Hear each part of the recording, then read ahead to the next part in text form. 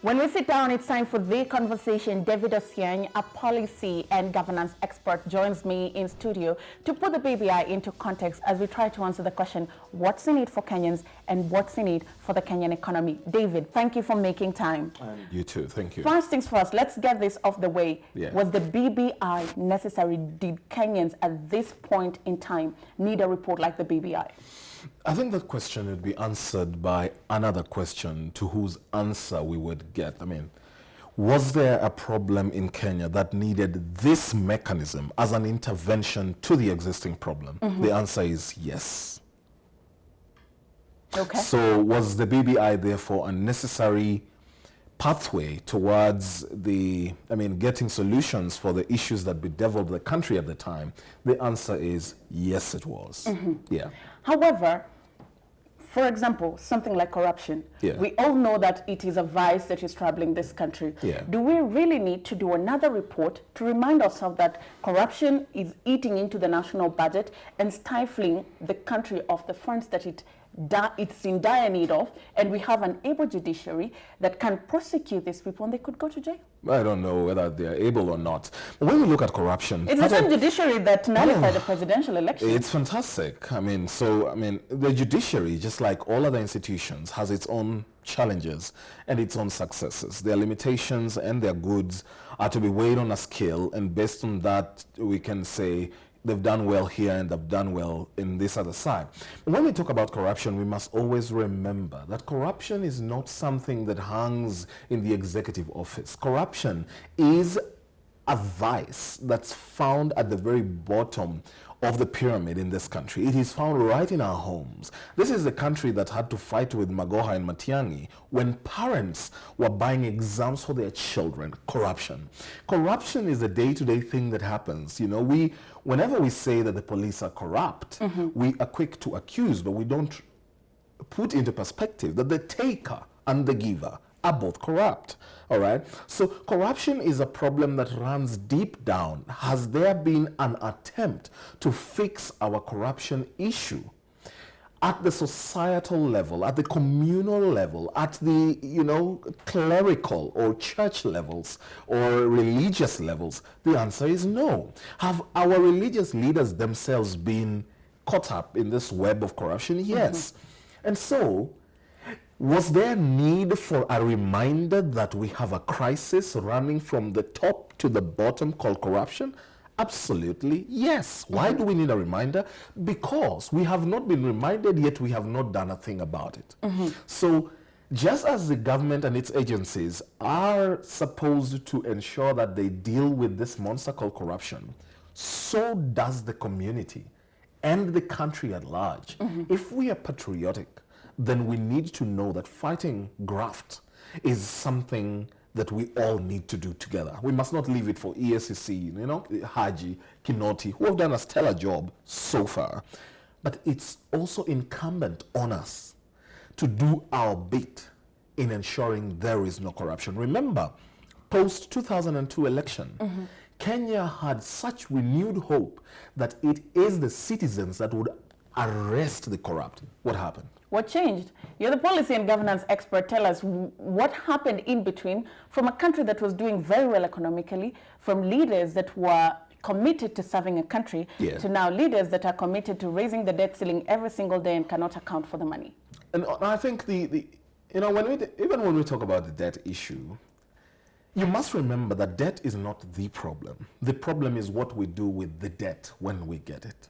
Countries from the world superpower, the United States, to the most developed countries like Singapore, and even European countries, United Kingdom, name them, even the Nordic countries, all of them have debt. That's undeniable. That's undeniable. And their debts are huge. The only difference then is when you take debt from whoever it is, you must inject it into the economy to ensure that it has such an effect on the economy that can pay off the debt. Now the problem is we've taken debt. A couple of people have decided to cut off this debt and eat it all. Now this is why there has been a need for EACC, DCI, the anti-corruption courts to expedite their work, to ensure that Kenyans can see examples of punishment for corruption. Because the reason it continues entrenching itself is no one sees corruption being punished. Until Nurdin Haji and Kinoti came the other day, it was a walk in the park. Today, there's a bit of a deterrence effect. So before you loot, you think twice and go, okay, do I really want to cross the path of Kinoti? Do I want a Friday night in the cells? Do I want an embarrassment? Do I want to be hounded into the back of a Land Rover? Do I want my children and my kin to go about their lives every day thinking, oh yeah, daddy's corrupt? And you have seen, for example, the PS for Youth, Lilian Omolo, who was fired the other day. If you go and check how Lilian has had to live her life, and all her accounts are still closed, it's been sorry and pathetic. And those should serve as examples for other people who intend to venture into that vice. So you're saying, from where you sit, if we implement policies like banning public officers from doing business with the government, ensuring that at least whistleblowers get 5% of the proceeds from what is regained from corruption, and also all government functions are online, will cut down on the rate of corruption, both at grassroots and at national level? If you digitize, for example, if you digitize government services, you essentially ensure that you cut off the exchange of money between people, because that is the money that is never accounted for. When parking in this city was cash-based, the amounts of money that were made were ridiculously low. The moment we digitized the cash payment, even though that platform can also be played with, the increase in revenue for Nairobi, for example, went up by 600%. Okay. So those are some of the things. Now, you see, that plays its role in securing the baskets, in ensuring no one says, toa kitu kidogo, because you can read this the M-Pesa number and this is what you pay, or in ensuring you do not overpay, because if you overpay, the person who wanted to make money off you doesn't make it anyway. Yet we also have to ensure that the custodians of the port have a bit of good sense in them and patriotism. They're loyal to country to the extent they wouldn't see the need for looting it. So yes, there are incentives like the 5% whistleblower, 5% given to the whistleblowers, which must be understood to be 5% of money repatriated.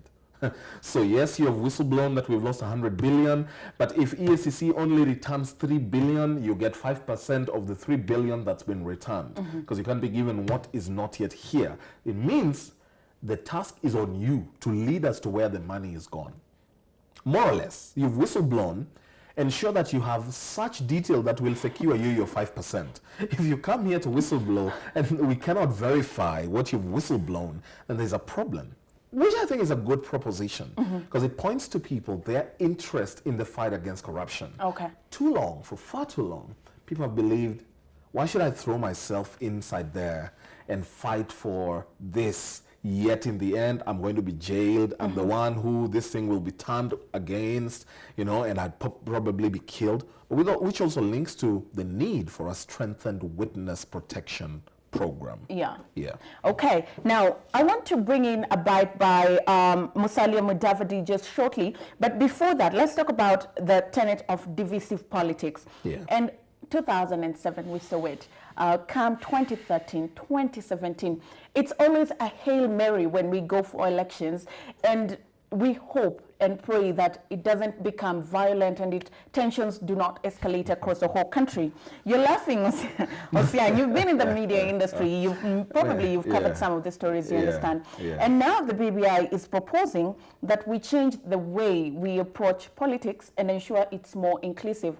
However, the most debated part is the Prime Minister post, its creation, opposition, crafting a cabinet comprising of technocrats, all this and so much more. However, this just speaks to the nature of our politics in the country. So I want us to listen in to what Musalia Mudavadi had to say, and then we'll come back to that point.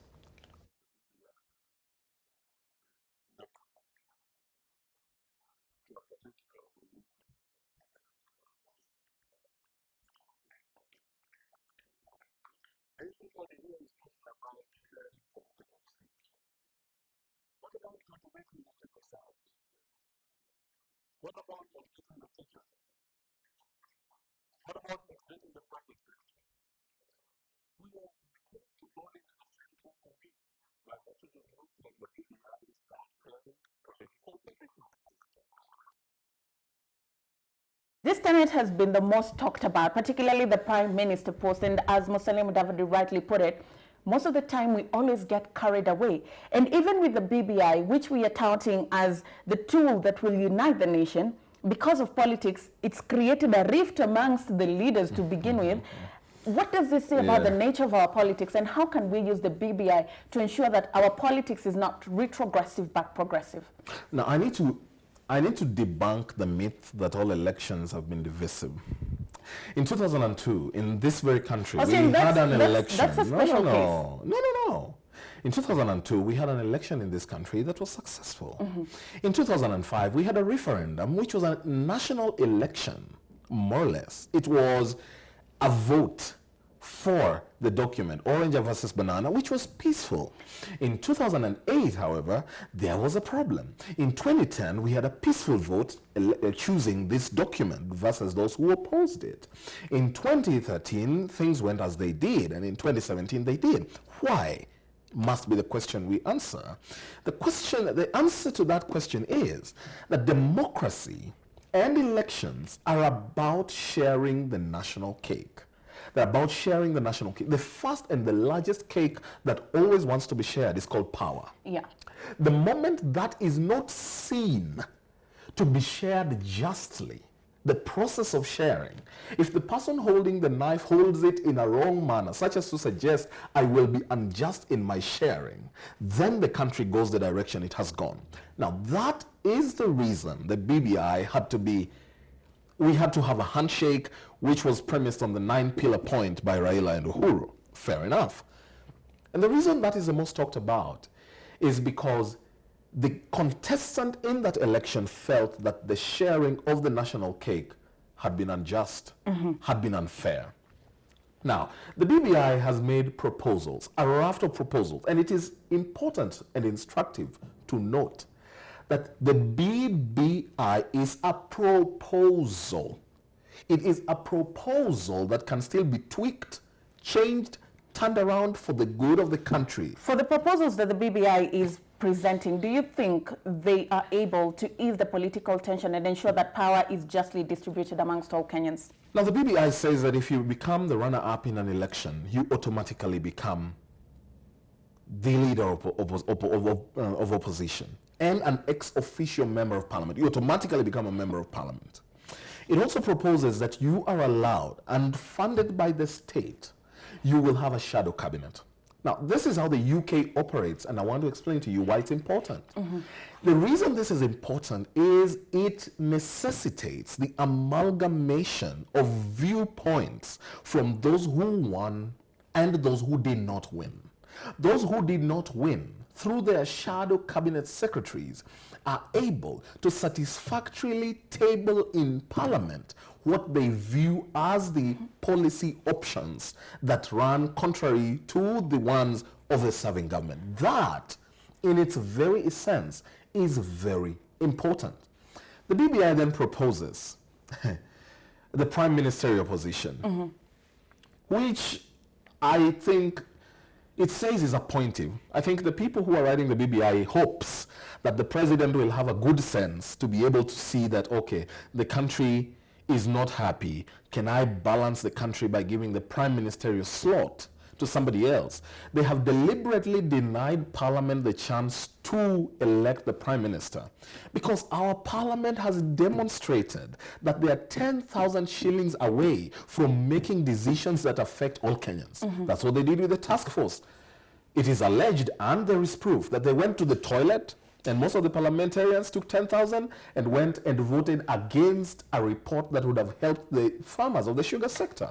Do you want to entrust the country's future in the hands of a parliament that can decide to vote for a joker as the prime minister, so long as he pays for the vote? You do not want to do that. But we do not want to say all the 300 of them took bribe. No. But so a significant number. The number that took bribe was so significant that a whole report had to fail. Can you imagine?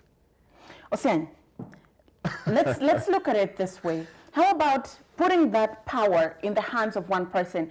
Ghana was gearing up for a referendum, though it has been pushed ahead. And it's the same thing. The president had the power to elect certain people that represent district officials in parliament, you understand? And Ghanaians now say, no, it shouldn't be like this. We need to have the power to decide. If you put it in the hand of one person, vis-a-vis maybe a significant 100 members of parliament that we could believe they could talk sense into their colleagues. The models of governance, democratic governance, are different. So you have the presidential governance system, where the president has the entire power. He is elected by universal suffrage, as you see in countries like the US or Mexico or any of those countries. Then you have what is the parliamentary system of governance, where, as is exhibited in Japan or the UK, you have parliamentarians elected at the lower levels, then they come up and elect their prime minister. But what we hope for in Kenya is more or less a hybrid as seen in South Africa. More or less a hybrid system. There is the need to retain, and I understand the conflict, that BBI, the people doing the BBI report had to deal with, because people are proposing, no, we want to elect our leader. Yet, there is also need for a parliamentary system, because there is a bit more of accountability, as the prime minister could be held to account on running government. Remember, the prime minister, as proposed in the BBI report, is a very powerful role. It is the equivalent of what this country had as a vice president. Leader of government business. So it's not just some small thing. It's only that they propose it should be in the hands of the president. Now, this is a proposal. In my opinion, maybe a parliamentary system entirely would have been better, with a proper executive prime minister and a president who's supreme.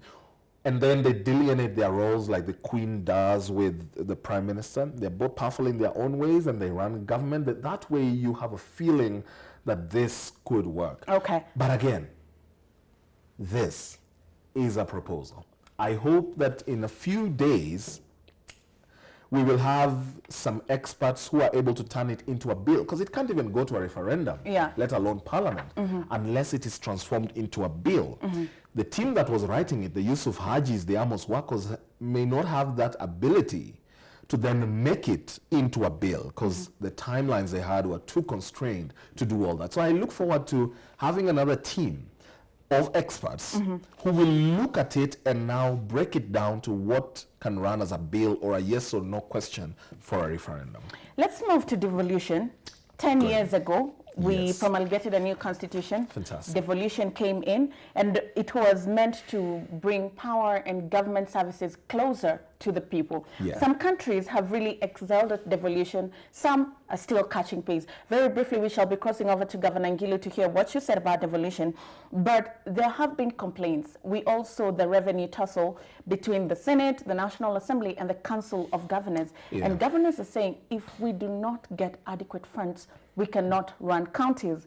Also, Governor Kiraitu Murungi was saying during the BBI launch, it's very important that they get at least 45% of revenue from the national government, because most of the government functions are now devolved. Let's cross over to Governor Ngilu and hear what she had to say.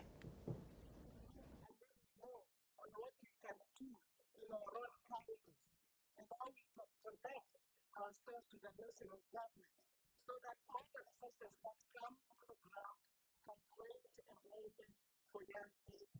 If young people are not going to get jobs this year, we'll be talking and talking and talking. So it's our work now to ensure that young people will be given jobs. How possible is it that through the BBI we will be able to channel adequate resources? Because the national government and even the president says there's no more money to give you, we've given you so much money. But for devolution to work, there have to be funds to fund the process. For devolution to work, as you say, there have to be funds for the processes of devolution. But also, on the contrary, for devolution to work, there has to be leadership that is conscious of the fact that devolution must work. I am sad to state here, and I will say this without equivocation, that most of the governors have not had a good account of themselves. The governors who've had a good account of themselves, like Kivuta Kibwana, are few and far between. And so we need to understand that, and the challenge is to the governors. But the BBI report proposes, I hope that will be retained if experts were to look at it, that we are going to devolve at least 35% of the national budget to the counties. Currently in the Constitution, it says at least 15% of the national budget to the counties, which has not been done. Why? I don't know. But the proposal that you need more funds to go to counties is probably an ingenious proposal by the BBI. You need to understand that devolution is a wonderful thing. Even with the looting that has gone on in counties, there's something to show for devolution. It may be the performance of the sitting governor or former governor may be horrendous, but there's something to show for devolution. Okay. And so the proposal that 35% of the national cake is distributed to counties is brilliant, but it doesn't stop there. The BBI report proposes that 20% out of the monies given to each county, 20% of that money must be devolved to the wards for the ward development funds, which again is absolutely a brilliant idea. Yeah.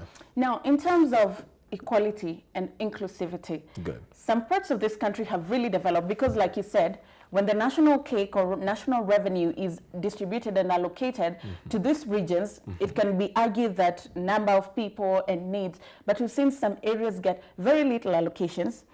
Looting and all the other factors constant, but these areas have lagged behind and they cannot even match up or catch pace with other Kenyan regions. And very briefly, we shall be crossing over to listen to what Honorable Wetangula had to say about this. But if the whole country is to move forward and progress, then every region has to economically thrive and resources have to be fairly allocated amongst all regions. Let's listen in.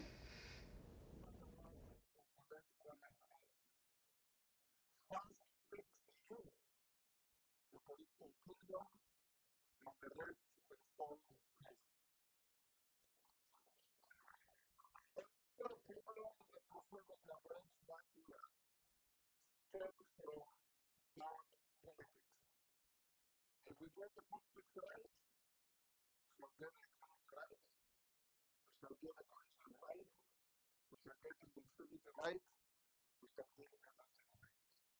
Going to be in Kenya, let this give them the trajectory for better future for peace and every Kenyan, young, old, women, men. We cannot divorce politics from inclusivity because, like you said earlier on, it lies in the hands of very few to decide who gets what. But how do we ensure that there's fair distribution of national resources so that every area at least has tangible development to show? You only achieve that by creating institutions that would effect that. You only do that by anchoring it on law. That's why when some people think that BBI is entirely a joke, then I'm sorry for them. BBI has inside it something called Kubadili Plan. The Kubadili Plan says that the equalization fund shall be distributed across the country based on the needs of the wards that have lagged behind for years so that they play catch up. That is, if that were to be anchored in law, as part of law existing and passed, for example, constitutionally, then you know that we will seek out the wards. And because you can't generalize, matter of factly, based on my policy engagements, I know that the poorest ward in Kibra, here in Nairobi, is far poorer than the poorest ward in Wajir. Did you know that? You can't believe that because you think that at the mention of Wajir, you have mentioned poverty. We live with those things in and between us. To have innovatively thought to get a plan that seeks to raise wards, and it's not generalized, it's not about let's raise the status of the constituencies. That's too broad. whoever thought of the ward as the unit of measurement of poverty and the poverty index was brilliant. That is in the BBI. So we need to look at the BBI wholesomely. Of course, there are obviously things that may need to be tweaked that I would suggest, even on my own, that the team of experts consider to put as part of it. I'm proud that the president said, not all these things need to be made into law. Some are laws that are not being implemented. Charge them to the institutions that ought to implement them and hold them to account, which I really like. And I hope he follows through to fire those who do not implement them. Speaking of fire, we know very many incompetent cabinet secretaries. For example, right now the country is flooding, but in January there'll be drought. And the agriculture sector is not doing well, but still the same people are still in office, so that's debatable. No, the president needs to fire them. That I can say here, and I'll repeat I can be quoted. The agriculture sector has ailed far too much. This is the sector whose minister has been repudiated by the president in front of a whole multitude, for all the wrong things. I think if that sector cannot change, then the president must just change it for the country. If he fails to, then we will hold him to account. Speaking of change and just effecting positive change, under shared prosperity, the BBI suggests that the country needs a 50-year plan and work towards it in phases of 5 and 10 years. We shall be crossing over to bites of Musalia Mudavadi shortly and the Tanzanian Foreign Affairs Minister. But in 1978, China made the conscious decision to follow a certain economic path, and fast forward to today, they're among the world leading economies. For example, if you look at a country like India, they said they're going to have their big 5, and whichever leader comes into office must tailor their projects and plans around the big 5. In Kenya, every politician comes with their manifesto. You start your project, whether Kenyans need it or not, fancy or not, to get you votes. Once you're done with your term, that's it. We've also seen, without the fear of contradiction, 2013, Kenyans were promised a lot of things. But right now, for example, the laptops backfiring on our faces, the SGR, the government is in limbo in terms of funding. So this, from the look of countries that have implemented this kind, it has worked for them. But let's hear what this gentleman had to say.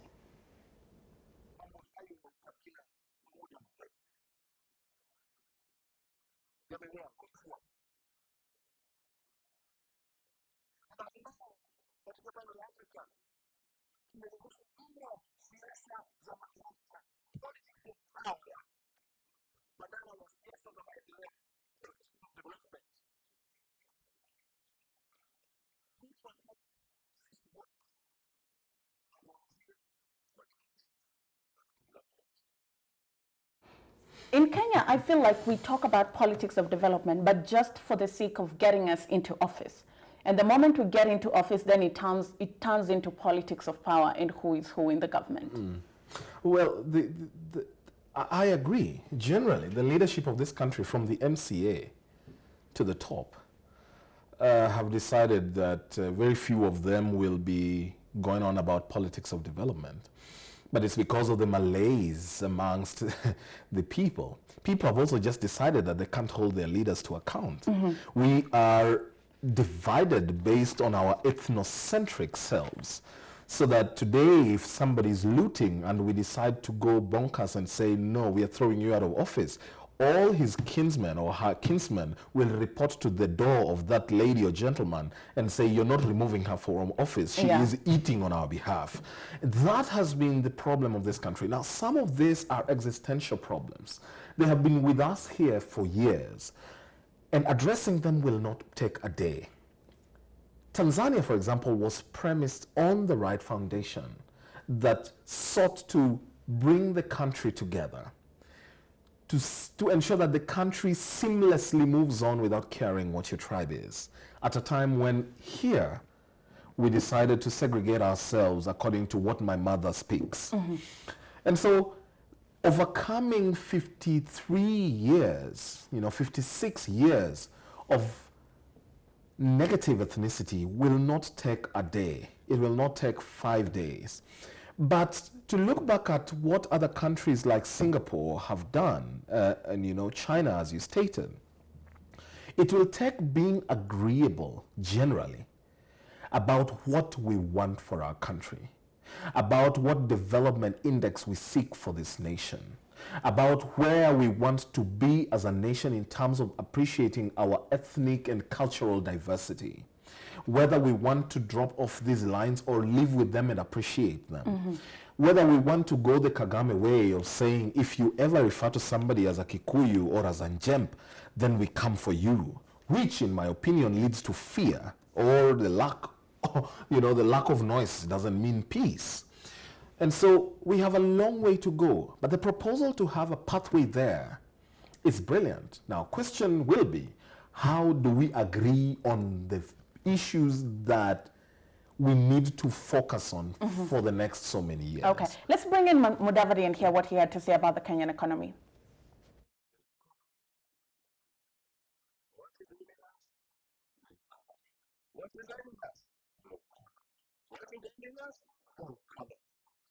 Kenya is one of the few countries that you can turn a coffee drink and cook in a week, and it will be cool because of the dollar. Let us also get it. We have started. Not just Kenya, and no place for the In terms of you asking, we need to agree on some of those things. I think Mudavadi has clearly stated one of those things. We all know in this country that unemployment continues to plague the youth of this country. As we wind up this interview, for 50 years, in 5 years plan, no president comes with their glossy manifesto. What are the key areas that we should focus on as Kenyans and say, for the next 50 years, for every 5 years, these are the areas we're going to look into, and we will break them down in this manner so that 50 years later, we can look back and, like India, will be the world health hub, or like China, the hub of technology and manufacturing. The biggest problem that we need to address over the next 5 years, or else it boomerangs on us, is youth unemployment, or generally unemployment. It's just not youth. There's massive unemployment. And the two ways to getting that, in my estimation, is one, an agrarian revolution, where we go to our agricultural sector. We are a fertile country, and decide that we are going to transform our agricultural sector as a point of absorbing the unemployed young people. And you're not going to do that until you incentivize things around agriculture, just as you did with betting, so that it looks attractive for young people to go there. And there is goodwill demonstrated by government. For example, availing fertilizers cheaply and on time, all right? Secondly, industrialization, ensuring that our path to industrialization is sorted out. You support young people. I'm happy the BBI has proposed, for example, that the corporate sector, all the corporate or private companies must put aside a fund to mentor young people into business.